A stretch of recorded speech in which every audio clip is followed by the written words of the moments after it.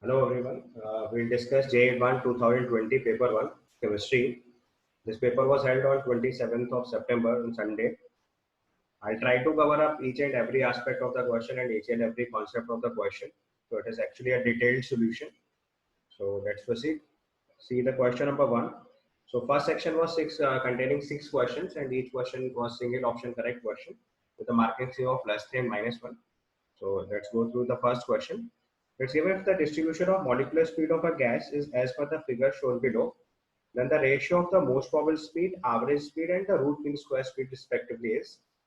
So first you can notice that it is not actually the Maxwell distribution curve. This curve is symmetrical about this line. You can notice it carefully that this curve is symmetrical about this line. This is a symmetrical curve about this line. That means its most probable speed and average speed will be same. Because average means average of all the speeds. So if it is a symmetrical curve, that means its average speed will overlap with the most probable speed. So first point that should be noticed in this question. So it should not be done in hurry, because in the general case we know that most probable speed, average speed, and RMS speed ratio is 1:1.128 is to 1.224. But this is not that question. This is not Maxwell's distribution. This is an in general distribution. So here you can see graph is. Here you can notice that graph is symmetrical.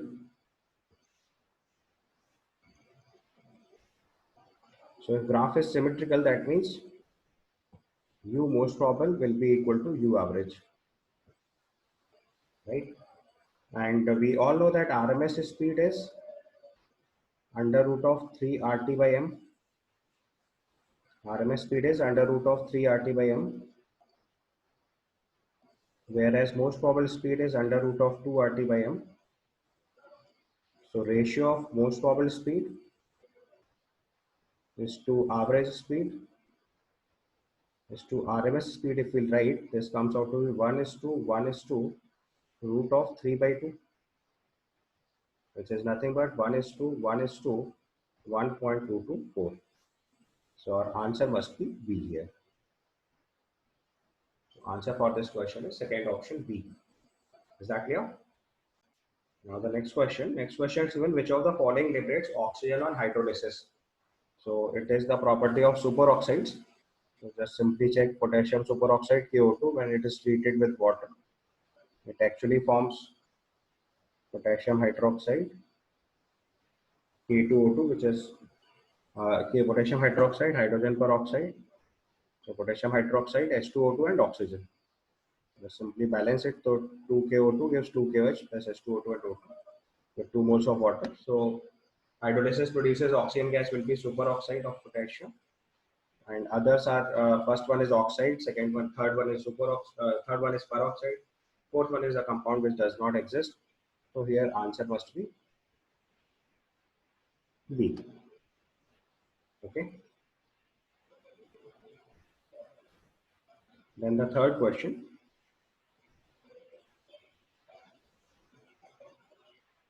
In the third question, it's given aqueous solution containing nitrate of two metals X and Y. When it is added to an aqueous solution of NaCl, a white precipitate was formed. So that means chloride is precipitated, and we know chloride of first group basic radicals precipitates, that is PbCl2, AgCl, and Hg2Cl2. Now it's given the precipitants were found to be partially soluble in hot water to give a residue P and a solution Q. So we all know that PbCl2 is soluble in hot water. So this is first clue for the question. PbCl2 soluble in hot water. And then it's given that the residue P was soluble in aqueous ammonia and in aqueous sodium thiosulfate. So this confirms silver chloride, because silver chloride is soluble in ammonia, whereas mercurous chloride is not soluble in ammonia. So it is soluble in ammonia, that means it is certainly silver. And further, last clue is hot solution of Q gives yellow precipitate with Ki. That means it is test of lead.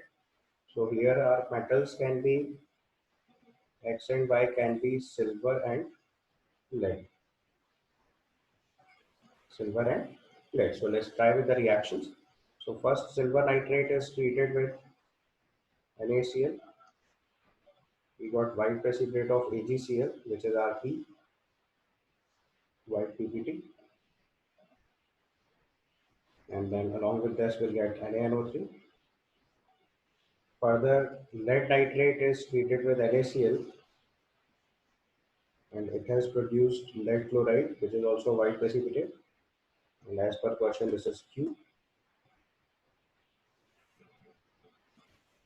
The solution is Q, pressure residue is P, that means AgCl is white precipitate, which is not soluble in hot water. And the other product is sodium nitrate over here. Then AgCl is soluble in ammonia solution. So if you take excess of ammonia, it will form AgNS3 whole twice Cl. This is a soluble complex. So this is the clue that it is silver chloride. So silver chloride is soluble in ammonia solution. It's also given it is soluble in thiosulfate solution. So that reaction will also be added up, Na2H2O3. It will form Na3 AgH2O3 whole twice. This is also a soluble complex.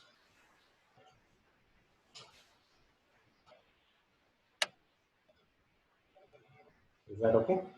And the last step is given that whenever Q reacts with Ki, it produces a yellow precipitate. So Q means PbCl2. So when we treat PbCl2, which is white precipitate soluble in hot water, and it is treated with Ki, it has formed lead iodide, PbI2. This is yellow precipitate. There's two case here, so this confirms your answer A. Okay, so chloride precipitated confirms first group basic radical, and it is white precipitate soluble in hot water confirms lead chloride, and further the white precipitate soluble in ammonia solution confirms AgCl. That's why answer for this question will be A. Now to the next question. It's given Newman projection PQRS are shown below. Which one of the following options represents the identical molecule? So it's given Newman's projection, so it will be good that if we compare them to their Fisher's projection. So let's draw first Fisher projection for all the structures. So for P, if I'll check, then for P we can write it as CS3, or you can simply draw the line structure because it's a case where no aromatic center is, no chiral center is given. So P can be written as this. And if we check Q, then Q is OH, C, CS3, CS3, CH, CH2, CS3, and CS2, CS3. R, if we'll check, it is CS3, C, CS3, OH, CH, CH2, CS3. And with this itself, option is clear because they have asked which one will represent the identical molecules. So identical molecules means you have to check the two same structures.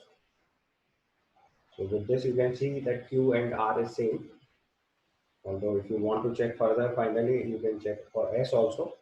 S is CS3, CH2, C, CH2, CS3, OH, and then CH, CS3, and CS3. You can easily match that option. Q and R is matching. That means answer will be C here. So Q and R are same. Q and R are same. Hence answer will be C here. Okay. Very easy question. Simply you have to draw the line structure basically. And simple by comparison, you can find out the structure because none of the center is chiral center. So it's very easy to compare. You will not need to take care of which one is first carbon, which is back carbon. You just simply draw the structure and compare. So answer will be C here. Okay.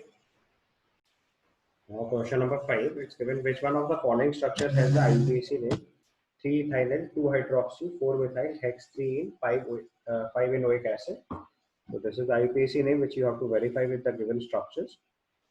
So first you would select the longest carbon chain in each case. This is 1, 2, 3, 4, 5, 6.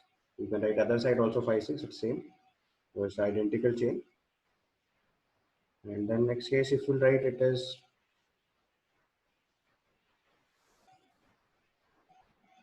1 2 3 4 5 6. So you have to actually select the highest priority group first and the maximum number of double bond and triple bond in the carbon chain. So with that, we are writing the numbering. Here it will be 1 2 3 4 5 6. In this case, it is 1 2 3 4 5 6. So highest priority group in each case is carboxylic acid. So carboxylic acid, and position of ion is 5.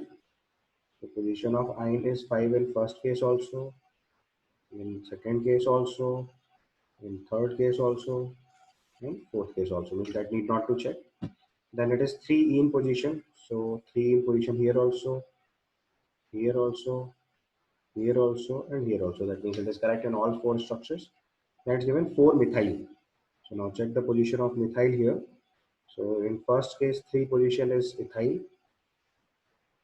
and there is no such methyl in this group. Then in option B, if you check at position number 3, yes, there is no methyl. 4 position, it is ethyl. Then option C, if you check, we have position number 3 is methyl, whereas in option number 4, it is 4 methyl. So that means this is the correct answer. So here answer must be D. I hope it is clear. So answer is D, because 3 methyl, 4 methyl position is only in D option. In C option, it is 3 methyl. In option A, it is 3 ethyl, and option B, it is 4 ethyl. Okay, so is that clear to you? Then hydroxy position 2 is same in all the cases, that we need not to check. And then 3 ethynyl is also verified in the option D. So answer is D here. Clear? I hope you got it. This is 3 ethynyl, this is 2 hydroxy, this is 4 methyl, and other positions are matching. So answer is D here. Now to the next question is given the Fisher's projection D-erythriose is shown below. D-erythriose has its isomers listed in PQRS. Column 1, choose the relationship of PQRS. So here you can see it's given 3D structure, so you have to compare it to Fisher's projection. That only we will be able to compare. So first we will draw their Fisher's projection. So now if you look at the process, so first we will convert the structure into Stoh's projection like this. So this CHO, this is H, this is OH, and this side it is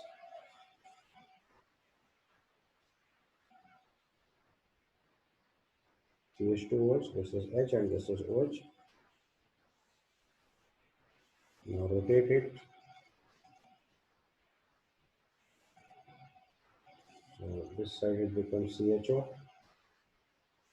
this is H, this is OH, this is OH, this is H, and this is CH2H. Okay. So now if you will convert it into Fisher's projection, so this is CHO, H, OH, and then this side is its OH, H, and CH2OH. And now to compare it with the original structure, you have to flip it. CHO we want at the top. So this is same as CHO, OH, OH, H, H, and CH2H. This is the case. Is that clear? So it is identical structure with the P. So this is identical to P. That means your option P will match with 2. That means you have to further check answer either A or C. Then move to the similar way for 2 option. Here also you will draw first Fisher. So first we will convert it into Stoh's projection. This is OH, H, CHO, and here it is CH2OH, and this is H, this is OH, and rotate the 2.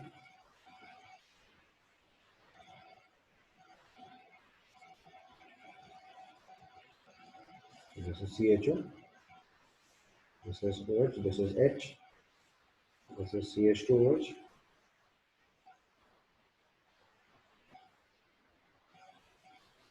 Here it is H and here it is OH. Okay. Now to convert it into Fisher's projection. So this is CHO. This is OH. This is H. This is H. This is OH and this is CH2OH. Now flip it vertically. And your final Fisher projection is this. This is CHO.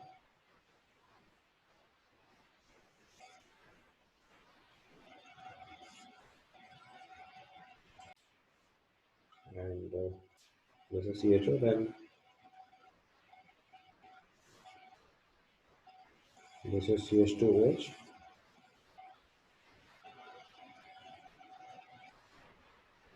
And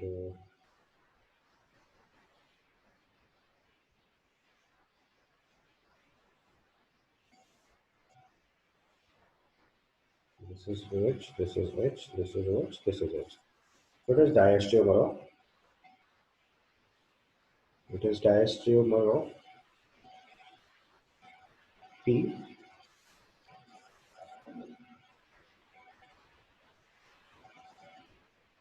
So you can write Q1. Similarly, next one it will change.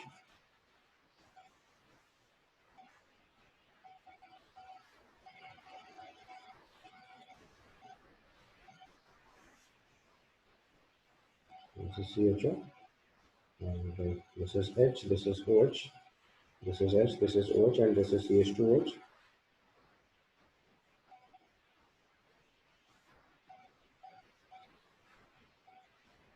And this is OH, H, CH2OH.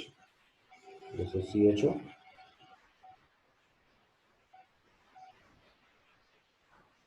This is H and this is OH.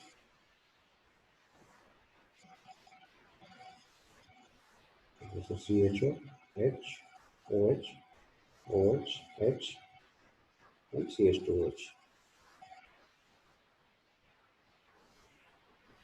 Flip it, this becomes CHO, OH, H. Now this is OH, H, and CH2OH. This is diastereomer of P. Diastereomers of P. So that means R is also 1. Now the last option is S.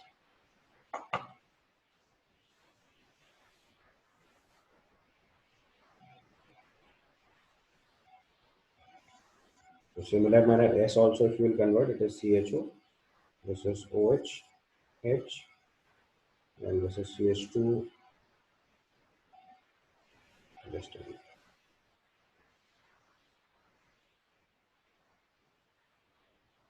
is CH2OH, and this way it is OH and H.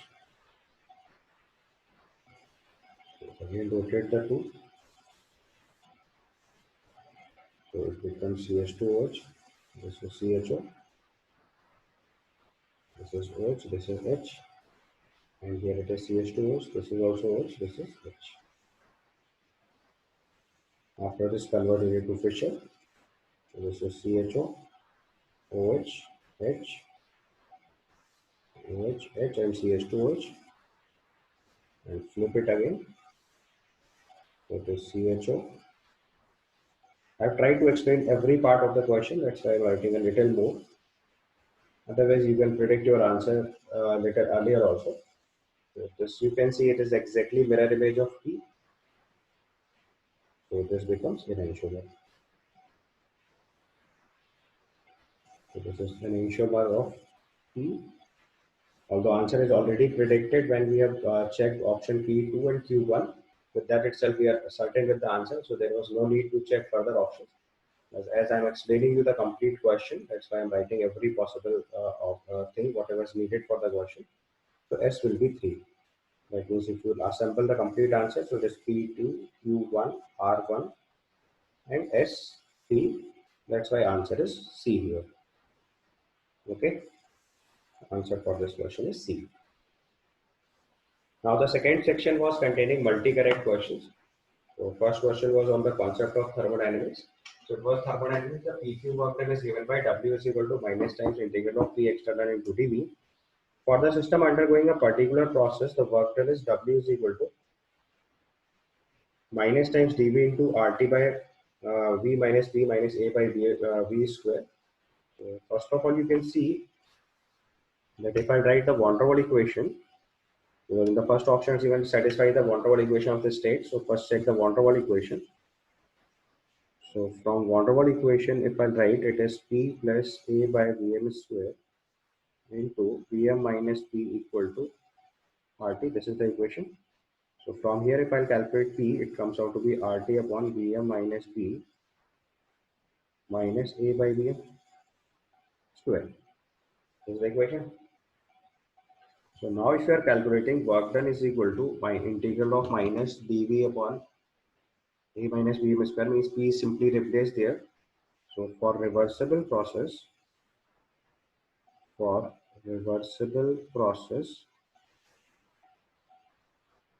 P external is equal to P gas. So work done is minus times integral of P dV, where we have simply substituted pressure by instead of P external as the pressure of gas. So that means work done expression is correct. So here answer can be system satisfies the van der Waals equation, correct. Process is reversible and isothermal, that is also correct, because whether it is isothermal, adiabatic, any process, if it is reversible, then P external can be replaced by P gas. So answer is B. Similarly, process reversible and adiabatic, this is also C. Process is irreversible and at the constant pressure, this is not correct, because if process is reversible and at the constant pressure, then the expression should be minus times integral of P external into dV, and their external pressure won't be equal to the pressure of the gas, which is RT upon V minus P, Vm minus P minus A by Vm square. So its answer will be A, B, and C. Right? Then to the next question, given with respect to the compound 1 to 4, choose the correct options. The four compounds are given. It's given the acidity of compound 1 is due to the delocalization of conjugate base. So let me check the options. So this is the structure. When you remove the H plus, you'll get this conjugate base. And you can see it is with the resonance. And this resonance can be even extended. The same resonance is possible with this ring also, as well as with this ring also. Okay. So resonance is there. So acidity of compound 1 is due to the resonance of conjugate base. This is correct. The conjugate base of compound 4 is aromatic. So 4, you can see this one is cyclopentadiene anion. So this is aromatic. Why aromatic? Because it is cyclic and 6 pi electrons are delocalized in ring. So when 6 pi electrons are delocalized in the ring, this is aromatic ring. So that is also correct. This given compound third becomes more acidic when NO2 group is the substituent. So if you add an electron withdrawing group in this ring, so this is electron withdrawing group, so it will stabilize the carbon ion. Electron withdrawing group stabilizes carbon ion. So conjugate base stability is higher, that means as the strength will increase. That is also correct. The acidity order of the compound given below is this. So here the order will be aromatic ring will be most base acidic. So fourth will be highest, then it will be 1. This is due to aromatic character. This is due to delocalization. And further, if you check, it is simply S character. So fifth one will be higher because of more S character. Then it will be second one, and finally it will be third one. So this is due to decreasing percentage S character. In case of fifth, it is sp hybrid carbon carrying minus charge. In case of second, it is sp2 carbon carrying minus charge. And in case of third one, sp3 carrying carbon minus charge. So most stability will be fifth one, then it will be second one and third one. This is 4, 1, 5, 2, 3. And option is given wrong. So D is incorrect answer. So here answer will be A, B, C. Correct answers are A, B, and C. Option D is not correct because aromatic ring is more stable than the delocalized one. So here we will prefer answer A, B and C. Okay. Then to the next question. In the reaction scheme shown below, Q are at the major products. So this is a very important, this is a very good question of, you can say, organic chemistry.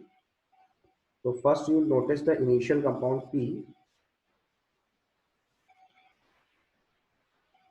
Here you can see that here actually reaction is electrophilic aromatic substitution, because we are going to treat this compound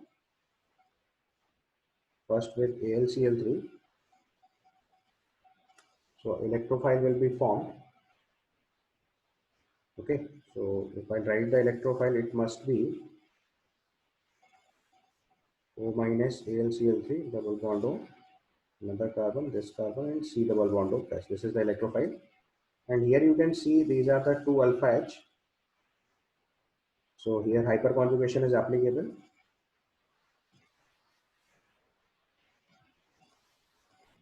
Which will increase electron density in the ring. And this group is showing inductive effect. This group is also showing inductive effect. So dominance will be of hyperconjugation. That's why the attacking site will be this one. This electron will be, move to this position and then it will attack on the carbocation. And this is an acyl cation, so there is no rearrangement. So position of electrophilic aromatic substitution is to be decided, and that is decided with the help of hyperconjugation here. So this, after this first step, your product will be this one.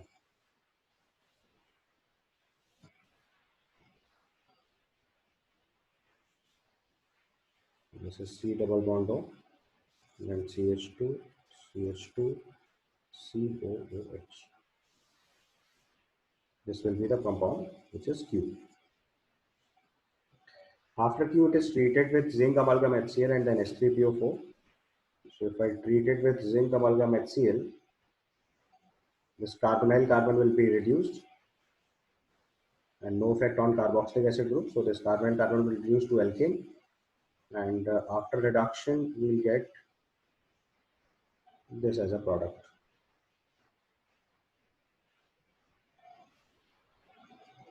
So CH2, CH2, CH2, COOH. And when you treat it with S3PO4, again electrophilic aromatic substitution will take place. And then your answer must be this one. I hope it is simply electrophilic aromatic substitution, which you can easily predict. The important thing was that at which site you have to attack, that we have decided with the help of hyperconjugation. So this will be your R. And now this R is treated with further CH3MgBr followed by hydrolysis and then H2SO4 heat. So this compound is now treated with CH3MgBr, that means Grignard attack on carbonyl carbon.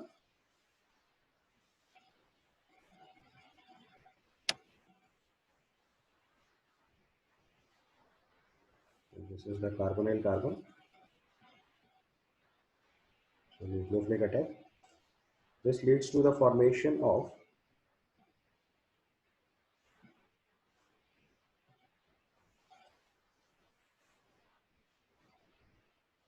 this as the product.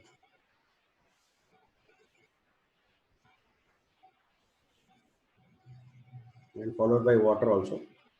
Grignard agent treatment, then followed by H3O plus. That means we will convert it to OH form.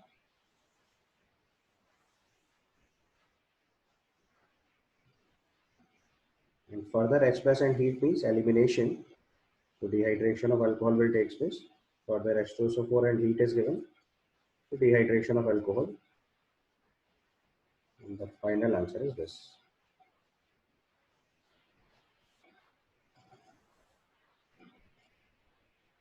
Most stable alkene will be a product.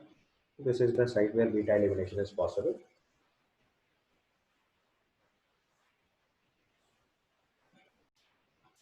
So this is your S. Now you have to check with the options. They have asked that the correct structure of S is, so A is not correct answer, and S is matching with D, that is correct, and R is also not matching with the option, and Q is matching. So your Q and S are matching. That's why answer will be B and D here. Okay. Now to the next question. It's given choose the correct statement among the following. It's given FeCl4 minus as the tetrahedral geometry. So it's correct one because here we have Fe3 plus form and Cl minus is weak field ligand. So it will be sp3 tetrahedral.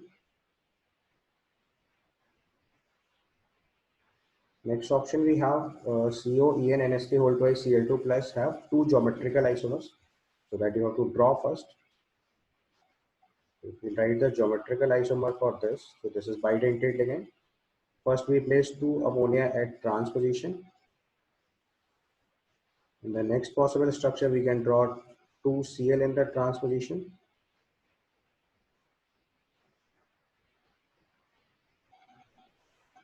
This is plus. This is another possibility. And the third possibility is that we can place both NH3 and Cl in cis position. This is the possible structure where both NH3 and both Cl are cis. This is another possible geometrical isomer. So we have total three geometrical isomers. That means statement B is wrong. Next case is when FeCl4 minus have the higher spin only magnetic moment than COEN NH3 whole twice Cl plus. So you can see it as Fe3 plus, so it is 3d5 configuration. So 5 unpaired electrons. So magnetic moment will be root over 35 Bohr magneton, whereas it is cobalt 3 plus, which is 3d6 configuration. And En and ammonia can be considered as strong field ligand for this complex. So all electrons will be paired. And you can say magnetic moment 0.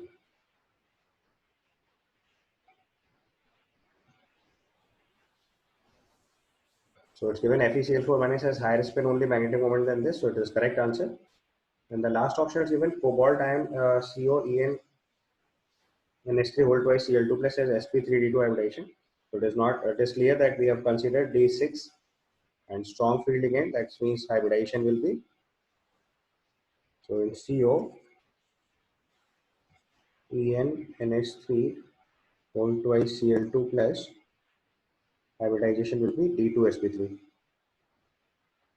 Hybridization is D2sp3.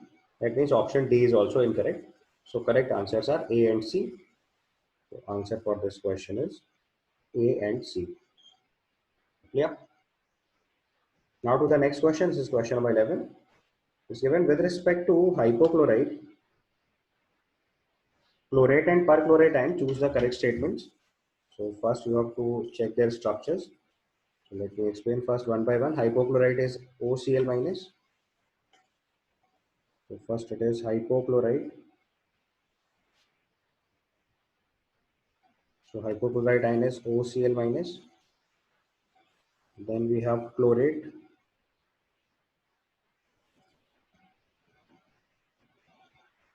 So chlorate is ClO3 minus. And if you draw the structure, it carries one lone pair of electron like this. And then perchlorate is ClO4 minus. This is also sp3 hybridized, all bonds identical. This is the given case. So now first case given hypochlorite ion is the strongest conjugate base. So first you compare the acidic strength. Acidic strength order is HClO4, HClO3, and then HClO. So HClO is weak acid. That's it. That's why its conjugate base stronger. Strong conjugate base because there is no resonance in this case. So strong conjugate base is OCl minus. That means option A is correct here. And then the second option is given the molecular shape of only chlorate ion is influenced by the lone pair of electron in Cl. That is correct because here because of lone pair bond pair repulsion shape will be pyramidal. This option is also correct. The hypochlorite and chloride ion disproportionate to give rise to the identical set of ions. So first we have to write the disproportionation reaction. So hypochlorite ion undergoes disproportionation will form ClO3 minus and Cl minus. If you compare the oxygen state, so chlorine it is +1, this is +5 and this is -1. So this is disproportionation.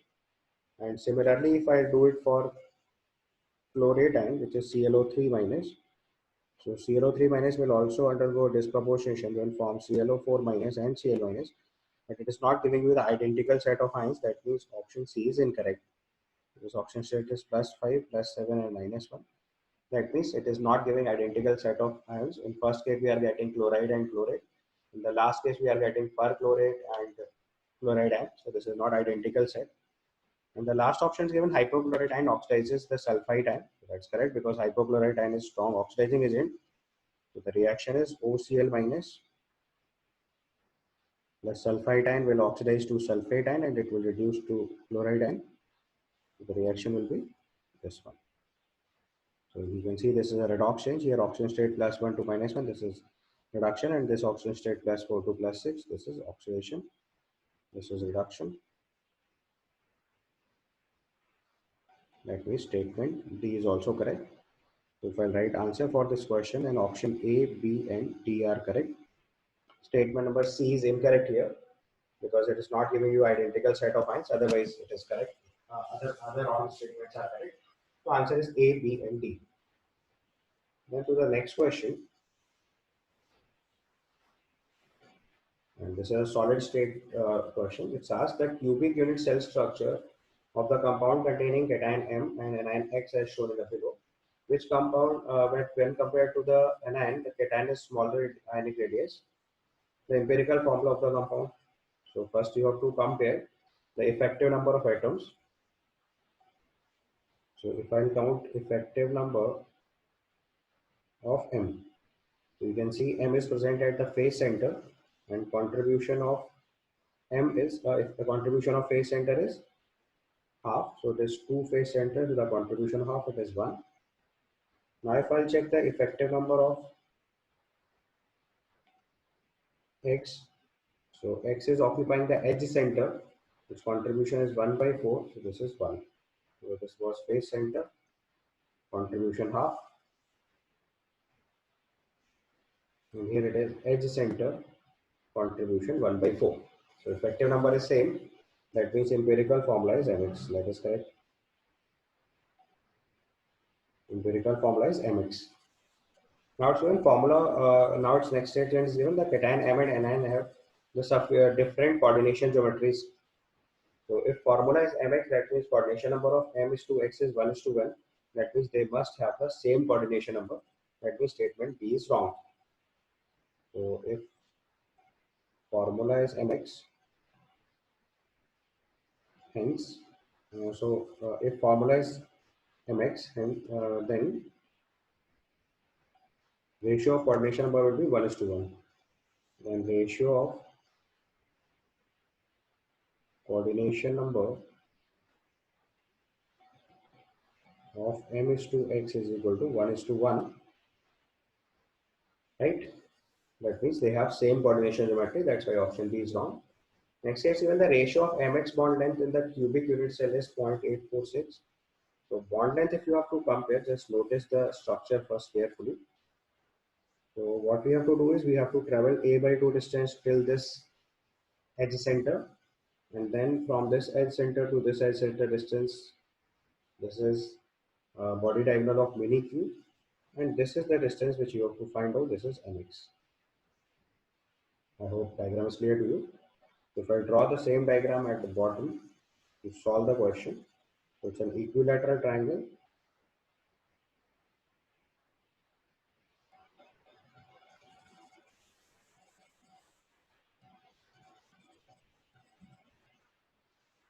So in this equilateral triangle, this is the position of X, which is edge center.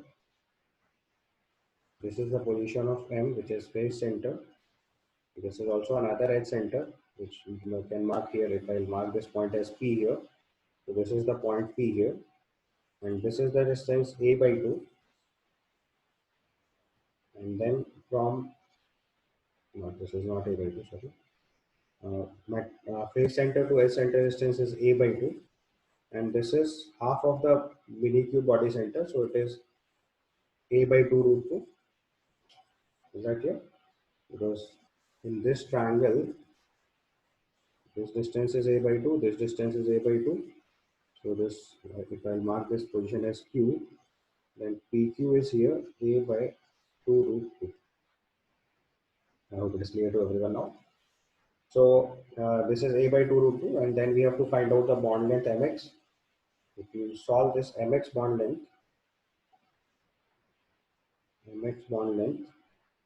then simply apply Pythagoras theorem. So this is equal to root over A square by 2 plus A square by 4. So this is simply A root 3 by 2. Or you can simply write it as 0.866A. That means option C is also correct. Consider the ratio of ionic radii of cation and anion, cation and anion X is. So if you check where for limiting radius ratio, we can consider the condition of cation to anion contact and anion to anion contact. So if two anion will touch each other, that means 2 times radius of X will be equal to A. So 2 times radius of X will be equal to A. And radius of X plus radius of M must be equal to A root 3 by 2, which we have just calculated. And now if you take the ratio, so Rm by Rx will be equal to root 3 minus 1, which is simply 0.732. That means statement D is also incorrect. That's why our answer will be A and C. Is that okay? Now the third section of the question paper was, it is numerical value type question where we have to write the answer up to 2 place of decimals. So look at question number 30. So in question number 30 is given 5 ml of 0.1 m oxalic acid solution is then taken in a conical flask is titrated against NaOH from a burette using phenolphthalein indicator. The volume of NaOH which is appearance of the permanent faint pink colors tabulated below for 5 experiment. What is the concentration in molarity of the NaOH solution? So you all know this thing that in the titration, in case of chemistry, we never take average, we take two consecutive data same. You can see here 9 ml, here also 9 ml, here also 9 ml. That means 3 consecutive data are same. That means the amount of NaOH used for the neutralization of oxalic acid is 9 ml. So volume of NaOH, because we never take average in case of chemistry, average is applicable in case of physics experiments. In case of chemistry experiment, we require two consecutive same readings. So 999 is same. That means this 9 ml is the reading of neutralization. So volume of NaOH in milliliter to neutralize oxalic acid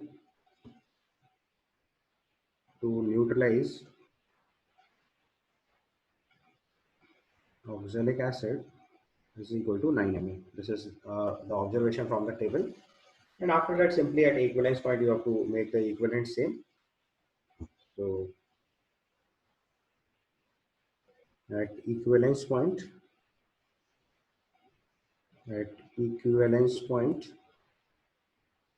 or you can say end point, it's same thing.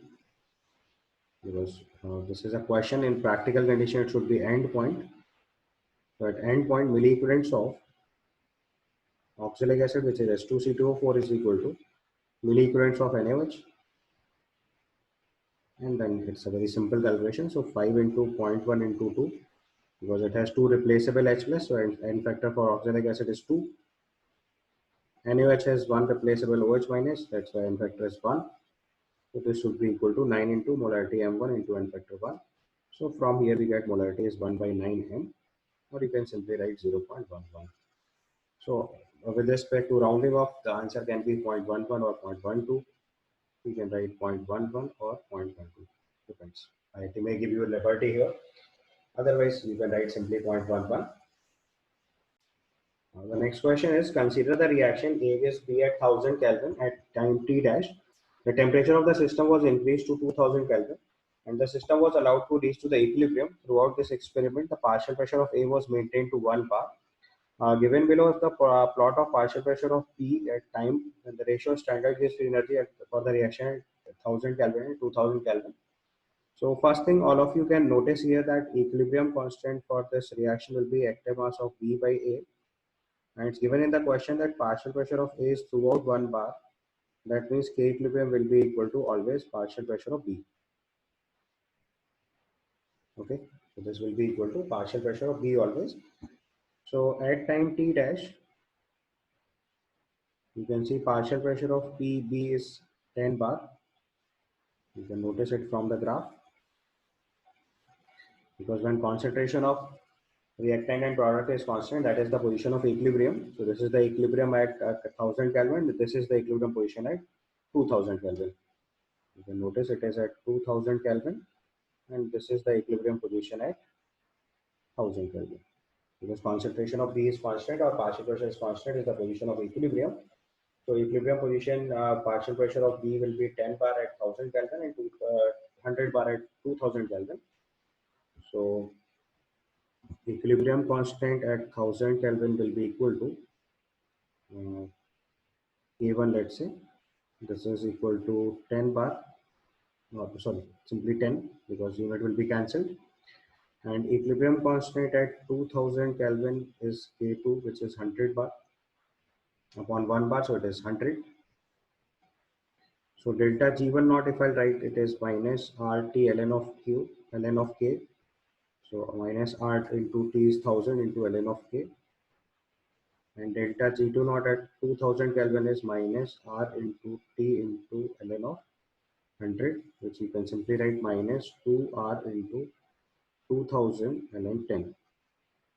That's given the ratio of gas free energy, standard gas free energy at 1000 Kelvin and 2000 Kelvin. That means you have to simply calculate delta G1 naught by delta G2 naught. So this is minus R into 1000 into ln 10 upon minus 2R into 2000 into ln 2, sorry, ln 10, my mistake. Both the places are ln 10. And if you simply solve, it comes out to be 1 by 4, or you can write it as 0.25, because you have to report answer up to 2 place of decimal.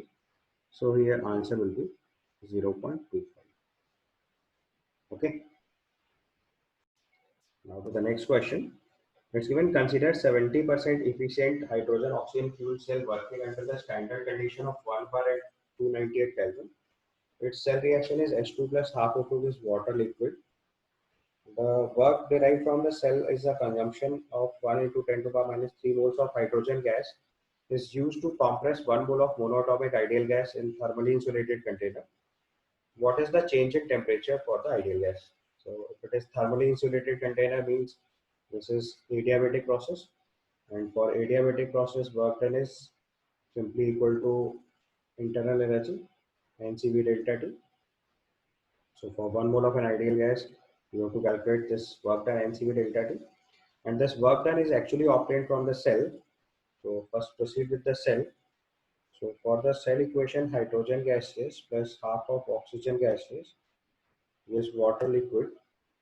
For this, E naught cell will be equal to E naught RHS minus LHS, means 1.23 minus 0, which is 1.23 volt. Now against this, if I calculate standard gas free energy delta G naught, which is minus NFE naught, and number of electron exchange in this equation is 2, F is 96500, and the value of G is E naught is 1.23 volt. So this much joule is, and we know that in this process we have consumed, 1 into 10 power minus 3 moles of hydrogen gas. So that is with respect to 1 mole of hydrogen, and efficiency of hydrogen cell is 70%. Means this is the maximum amount of energy which we can extract. So actual amount of energy, 70% of this. That means work done can be calculated from here is 2 into 96500 into 1.23 into 1 into 10 to the power minus 3. This is moles, and efficiency is 70%, so 0.7 joules. Right? This is the work done extracted from the cell. And now this work is being supplied to 1 mole of an ideal gas, which is thermally insulated. So as much work will supply will increase its temperature. So for reversible adiabatic process, For reversible adiabatic process, or simply adiabatic process, because Q is 0 here. So for adiabatic process, Q equal to 0, which implies W is equal to delta E. So it is given ideal gas that the internal energy will be NCV delta T, and work done we have already calculated. So it is 2 into 96500 into 1.23 into 1 into 10 to the power minus 3 into 0.7. This is the amount of work done we have supplied to this particular ideal gas, and this is NCV delta T. And N is given 1, CV is 3 by 2 R for monatomic gas into delta T. So if we simplify, delta T will come out to be 2 into 96.5 into 1.23 into zero point 0.7 divided by 1.5 into 8.314. And once you solve, it comes out to be 13.32 Kelvin. So we can write answer as 13.32. Okay.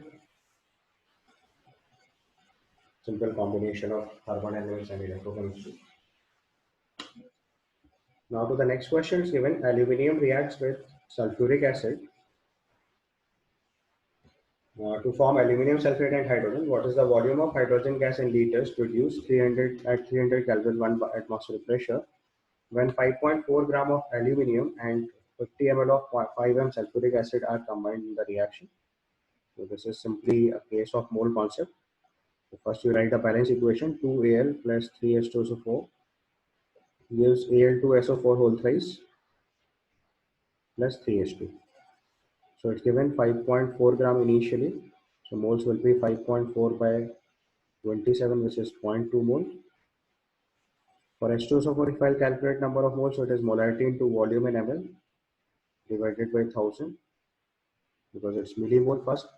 So simply you can say molarity into volume in liters. So 5 into 550 by 1000. This comes out to be 0.25 mole. So now here you can see that H2SO4 is limiting reagent. H2SO4 is limiting reagent. And as H2SO4 is limiting reagent, so amount of hydrogen produced will be decided with the help of H2SO4. So number of moles of hydrogen produced, number of moles of hydrogen produced will be equal to 0.25 mole, and then simply PV equal to nRT, because you have to find out the volume. The pressure is given 1 atmosphere, volume we have to find out, moles is 0.25, R value is 0.082, and temperature is given 300 Kelvin. So volume will come out to be 0.25 in moles. You can simply calculate, volume will come out to be 6.15 liters. So here answer will be 6.15. Okay.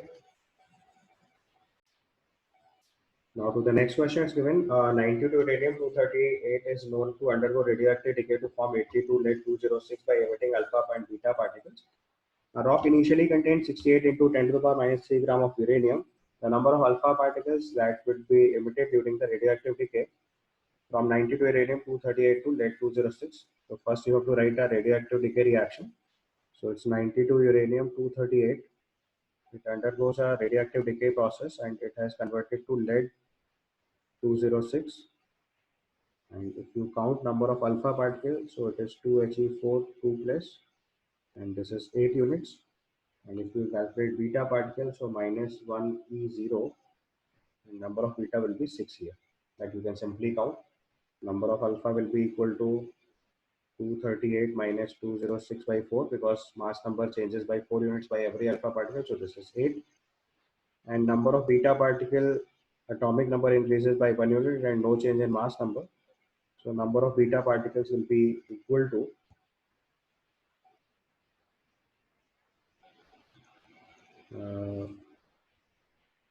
it must be 82 minus 92 into 92 minus 16, because with every alpha particle atomic number decreases by 2 units, so the next nuclei after 8 alpha decay will have atomic number 92 minus 16, and the final atomic number is 82. So the increase in atomic number will be 82 minus 92 minus 16. So this gives you 6 beta. Okay, although there was no need to find beta particle because only alpha particle is asked. And at T equal to 0, number of moles of uranium 238 is 68 into 10 to the power minus 6 gram divided by molecular mass 238, this many moles. And given that disintegration 3 half-lives, so after each half-life the amount of uranium will decrease by its half. So after 3 half-lives, moles of uranium left will be equal to 1 by 8 of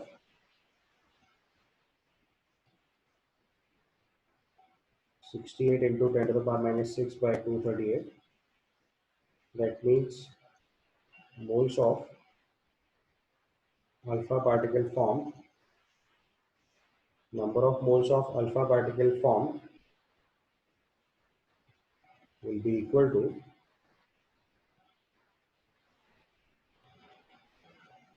8 into 7 by 8 into 68 into 10 to the power minus 6 by 238. This is what? Because if 1 by 8 into 68 into 10 power minus 6 upon 238 moles of uranium is left, that means consumed is 7 by 8 into 68 into 10 power minus 6 upon 238. And by 1 mole of uranium, we are getting 8 moles of alpha unit. So this is total number of moles of alpha. Now, we want number of alpha particles, so simply multiply it by Avogadro's number. So number of alpha particle will be equal to 7 into 68 into 10 to the power minus 6 by 238 into 6.02 into 10 to the power 23. And this will come out to be 1.2 into 10 to the power 18. So here Z is 1.2. So here Z is 1.2, or simply our answer is also 1.20, because we have to report answer up to 2 place of decimals. So answer is 1.20. Now the last question of this paper, it is, in the following reaction compound Q is obtained from the product compound P via ionic intermediate, and Q is given a colored compound. The initial compound is an ester, and in which we have added concentrated esters of 4. So first we look at the reactant. This is benzene ring and containing C6H5, C6H5, and then we have C double bond O, OCS3, and here we have benzene ring. So if you have given H plus, then this oxygen lone pair of electron will accept H plus from this, and an electrophile will be created, or better to say, it's given in ionic intermediate, so you can simply see carbonate will be formed. So this is OH plus OCS3. Carbocation is stabilized by back bonding, so quite a stable one. And these two position, it is C6H5.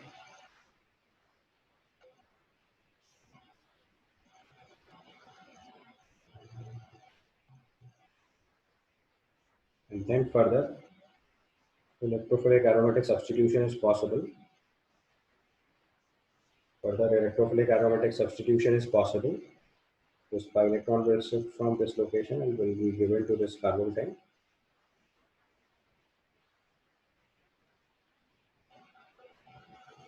And then we'll get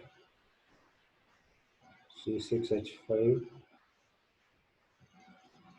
All benzene will not be unaffected, so this C6H5 here.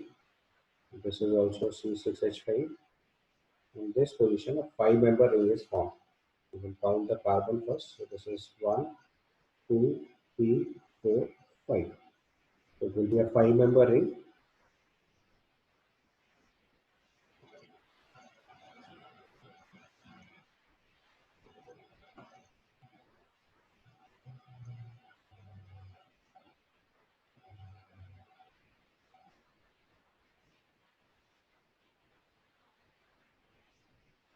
And here we'll get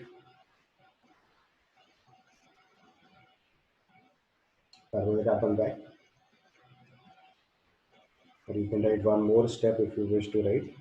So this will be basically OH and OCH3. Then this oxygen will donate its electron pair back and this OCH3 will leave. And finally your answer will be this.